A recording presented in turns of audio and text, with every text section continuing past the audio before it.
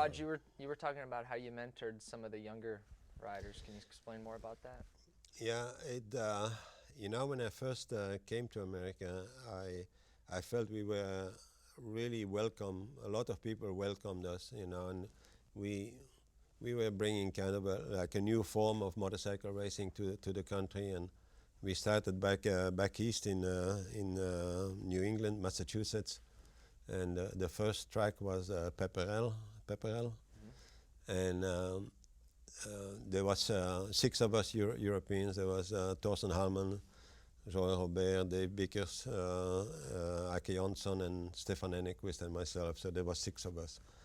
And we would go to the local radio station, and they would ask us questions, and at that time, it's funny, people did not know much about motocross, and most people did not know even had any idea where Belgium was.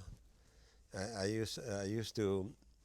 We had a deal with the newspaper in Belgium. They wanted to know what we were doing here, and they were following. And there was a story every week about us traveling here. So I would call to the international operator through AT&T at the time, and call Belgium, make a collect call, and the operator would ask you, yeah, Belgium, what country is that? What country is that in? Is that in France or in Germany? So Belgium is a tiny little country, and so we would go to the local radio, TV station sometime and explain what motocross was about.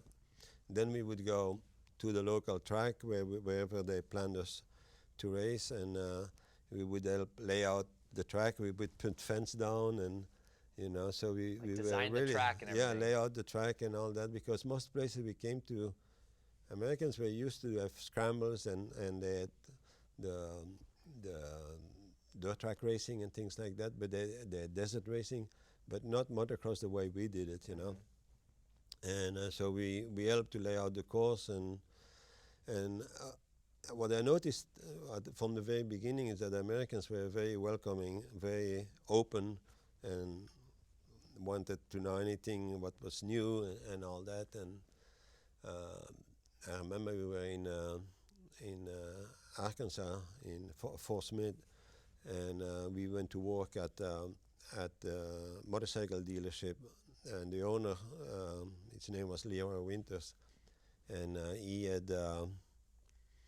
been in Europe to the 6 days, and so he welcomed us, and took us to his parents to a ranch, and they cooked for us. For the first time I ate corn. Really? I had never eaten corn before, on the cob, like the good? Americans do. Yeah, I liked it. Good. And his dad he had so many guns and all kind of weapons, in his backyard, and he had this hangar with, I think he had as many weapons in his backyard than the whole entire Belgian army, And, Big old hunter.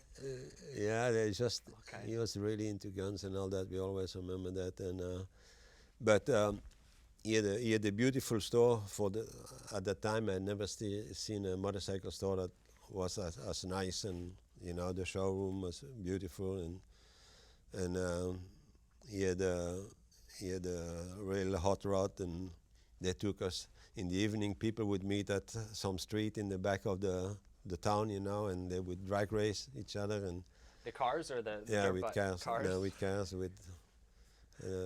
he had a big engine Mustang, and That's, so they were really, really friendly to us, and then we made our way west, and then we ended up meeting up with Bud Eakins and his brother Dave, and at that time Steve spent a lot of time at Bud's house, and they would hang out. They were buddies, and Bud was his stuntman also. He did like for The Great Escape and the movie Bullet and all that, and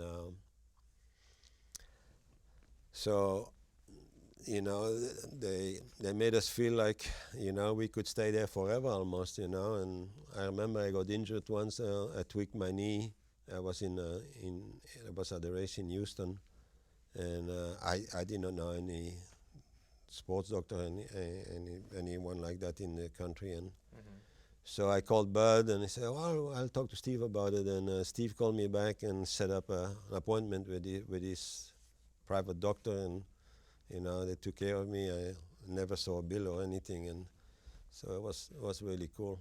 So you guys, as all you riders, like you guys all work together to really kind of build America motocross. The sport here. The sport here. Yeah.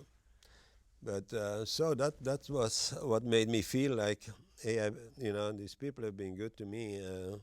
I better do something similar for, when I have a chance to do something. And that's how I got to helping Brad Lackey and Mark Blackwell and Danny Laporte, and they all at some point lived right in my neighborhood, in just outside of Brussels.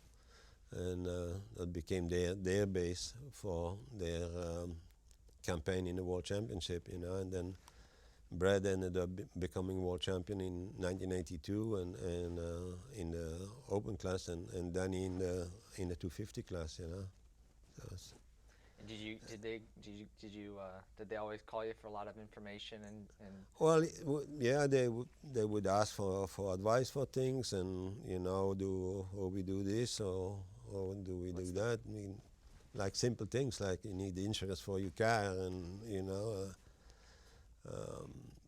what is the best way to get your visa for the East Bloc countries? At that time, you needed a visa for each country, and you need to plan ahead. You needed to go to the local embassy from that country, apply, do all the forms, the paperwork, give pictures. The stuff riders don't want to do. It's in America also it's such a big place. You can travel, thousands of miles, and you're still in the same country, same language and all that. But in Europe, and especially at that time when the Iron Curtain was up, anytime you had to go into an East Bloc countries, it was major. You needed to take your passport to the embassy. At that time, I carried 2 passports because I always had one at one of the embassies, because it usually took a couple of weeks to get your paperwork done. Jeez. Yeah. Wasn't flying to the races back then. Yeah, and then you had different currency every. From Belgium you could travel in one day and cross 4 or 5 countries, and four or 5 countries with different currency. We used to carry this wallet like kind of like an accordion, French money, Belgian money, Dutch money, German, and being ready. Yeah. Yeah, it was quite different now. Traveling in some ways has become some easy, except for the security these days at the airports. But everything is a lot more convenient than from. Belgium, Brussels is pretty central to Europe, but when you went to race in Russia, you drove usually, because except if you had a race in Moscow, maybe you could fly, but it was difficult to reach inland. There was not many options, so we used to travel by car and be a week driving to get there. Yeah, I remember you telling me that. I was blown away. Like, you'd drive all week. Maybe you would stop on the road to do a run. Yeah, I tell my mechanic or my friend, drive the car and run 5 miles alongside the road, Yeah, to get some some exercise. Yeah. Wow. And the roads, first of all, you could not find spare parts for a Western car once you were in the East Bloc countries.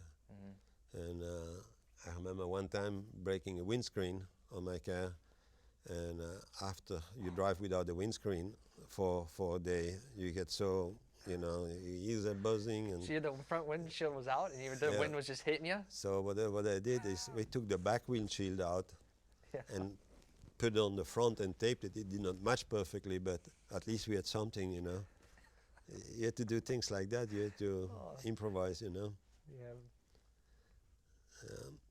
Gosh. Different times. Yeah, that's for sure. And like that. That's a great story. also at the time we had a race always in the south of Russia and close to the not far from the Romanian border. So from Belgium you had to go through Germany, Austria, Hungary, and then Romania. And Romania at that time, I'm talking in the 70s, they had a lot of the gypsies would be traveling with the horse-drawn carriages, like this little trailer, and they would have a little fire on the trailer at night time, and the horse would just know where to go, and they would, go along the road. Really? Yeah, no lights, and you had to watch and the roads were winding. They were not autobahns. South Russia, No, This yeah, is- in the south of Russia, but Romania. Romania. Okay. Wow. In Romania, there was a lot of those little horse trailers and all that, and you would get so many punctures because they would be like the nails that they put in the hoofs for the horses Yep. would come out, and they would end up on the roads, and you would get flats like left and right. Jeez. Yeah, it was an expedition to do something at the An time. expedition. That's a good. That's a good word. The journey.